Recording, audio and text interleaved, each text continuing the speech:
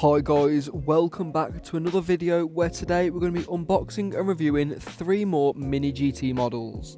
Remember, if you do want to purchase any of these models, head to the description and either message us on Instagram or Facebook, as that is the best way to get hold of us, and that way you can purchase any of the models you do see in any of the videos on the channel.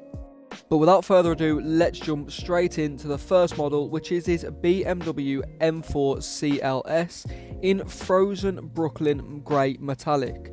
And as you can see, this model is right-hand drive, it does say on the back of the box.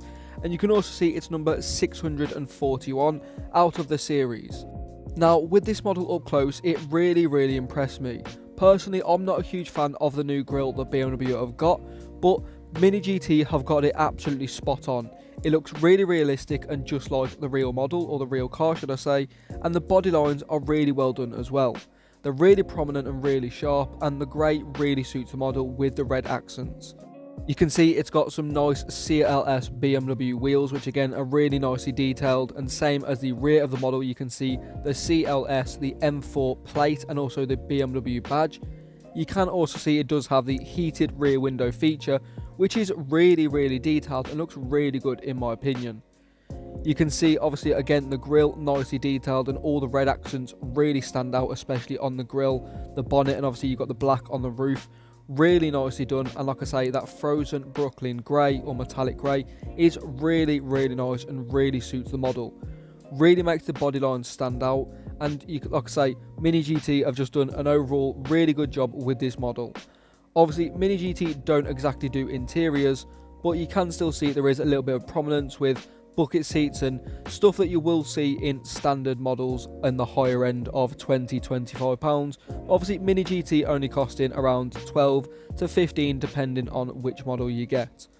But again, here you can see that BMW looks really cool, and obviously all MiniGTs are screw base as well, so if you didn't like the wheels, you can very easily swap them. But even now you can see the car, even sat in a diorama, looks very good. I do think there could be a little bit more depth on the grille on the front, but again, it's not the end of the world, as the actual model in general looks very good sat there in proportion to other models from a lot of other brands. This BMW is done very well. The body lines are done very well. You can see the tail lights are proportioned absolutely excellently on the rear, and same goes for the headlights on the front. Overall, this model has really surprised me in a very good way. It looks absolutely excellent, and I will definitely be keeping one for myself. But that now brings us on to the second model of the video, which is this Nissan Skyline KENMARI Liberty Walk in matte black. And this model is number 655 out of the series, and you can see it's got the Liberty Walk logo on one side, and obviously the right hand drive also on the back as well, which does bring me to believe there is a left hand drive version as well, which again is quite cool that you can get 2 variants. Now, I was personally super excited to fully unbox this model and check it out up close, as I do personally have the Blister Tokyo Auto Salon Liberty Walk Skyline KENMARI with figure, which I was super excited to get. But I'm a little bit too scared to open it. Let me know in the comments, should I open it or should I leave it carded? But back to the model we actually have in hand, which is obviously the matte black version, and you can see this model definitely doesn't let you down. The detail is absolutely fantastic, especially on the wheels. You can see they look super realistic. Obviously, again, they also do spin perfectly as with standard with MiniGT models. You can also see that Liberty Walk logo or the LB logo on the one side, and it's got the Liberty Walk logo or Liberty Walk writing on the other side, which I think is quite cool. Obviously, the standout feature for this model, in my opinion, is that exposed intercooler with the piping.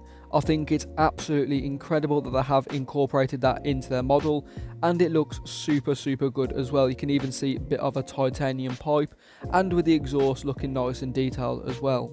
You can even see the extra little bit of detail like the black Liberty Walk logo on the top of the window, which I just think is really cool. Obviously, you've also got the 2 pillars in the rear of the window, and also the metal trim around the seat on the interior. Let me know your thoughts on this model, as it's definitely one that's going in my personal collection. You can see, just like the BMW, it's absolutely incredibly proportioned, and it sits very nicely, and again looks really realistic in a diorama. You can see the wheels look super realistic, and that Liberty Walk decal on the rear looks absolutely incredible as well. Obviously the matte paint just really adding to the finish, not applied too heavy as well, which is a really good plus. Obviously, like I mentioned, that exposed intercooler as well, very cool.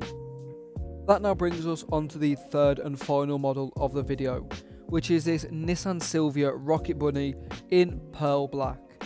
Now, just like the Skyline, it has got the Pandem on one side and MiniGT on the other, and you can see this is number 602 out of the series, also being right hand drive as well.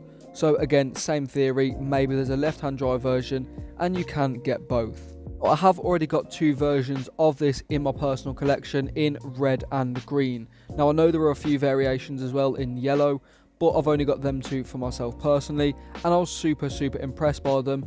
But for me, this one just takes the cake. The chrome wheels really set off the detail on that 4-spoke, which look really cool, and obviously the body lines and detail is absolutely fantastic. You can see that nice intercooler tucked away in the front grille with some nice depth, and obviously the wheels have got a nice concave to them. The detail on the body lines is really well done as well, and the headlights and tail lights have got incredible detail and depth in them as well. Proportionally, MiniGT do these models very well, especially with the details like the headlights and tail lights. They look super realistic when you are taking a photo. The only thing I do wish that MiniGT did actual plates on the model. That would really solidify them as some of the best models on the market, in my personal opinion. Also, as obviously they are screw based, they've got rubber tyres, incredible detail, and honestly proportionally paint application is some of the best on the market for the price as well. Obviously there is a few quality control issues which does play a factor, but if they do improve on them and obviously keep going the way they're going with these models, I can see nothing but them going upwards and continuing this incredible trajectory that they are on.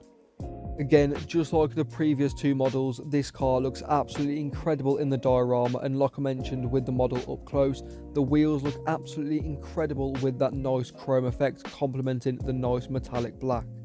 Again, that Gredi logo on the intercooler, nice and detailed and really adding to the depth. The diffuser on the rear, super aggressive and really well detailed. All the decals are super well placed and really easy to read, especially with the white on black. It really stands out. Let me know what you think in the comments down below. What do you think of each of these models?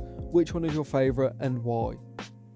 But that is going to be the end of the video, guys. Thank you so much for watching. Please let me know what you think of each of these models down below in the comments, and comment any new model you would like to see on the channel, as I do read them all and I love to see what you guys think.